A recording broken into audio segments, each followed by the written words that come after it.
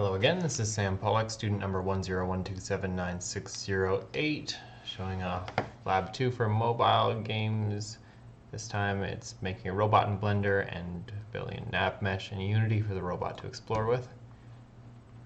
So I'm going to open up, that's not it, I'm going to open up the lab report, this one. Gone ahead and given myself 10s across the board. You can check out the version controls all up here in the Unity repo. The enemy which was created in Blender, you can see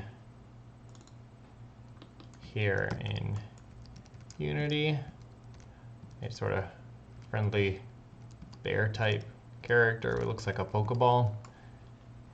And then he's clearly been imported to Unity. And then back to the scene. Here we've got some instances of him. And when I run the game, you can see off he goes, pursuing the player.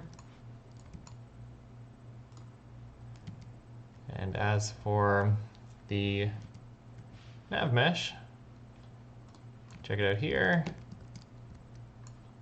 It was created according to those settings so that the enemies can explore.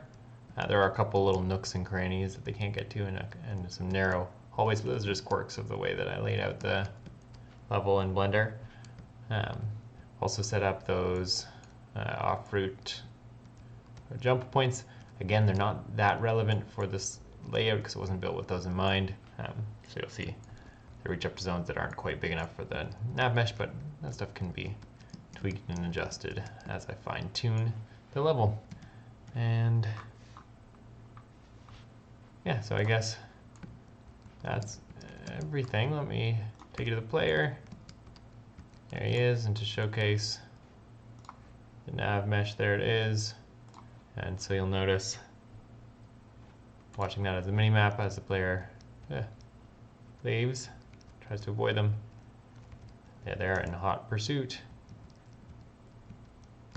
Actually, let me show off how this is working. So it is working, they just can't reach it because it's not big enough for them to walk up. But you can see they're still tracking the player when the player is on one of those off, what do they call it, off links. So there you have it. This is, you can see it all in code here in the enemy controller. Should have launched Visual Studio earlier. Be there. You can see it's just those quick functions in the enemy controller. Okay, that's it. This was Sam Pollock.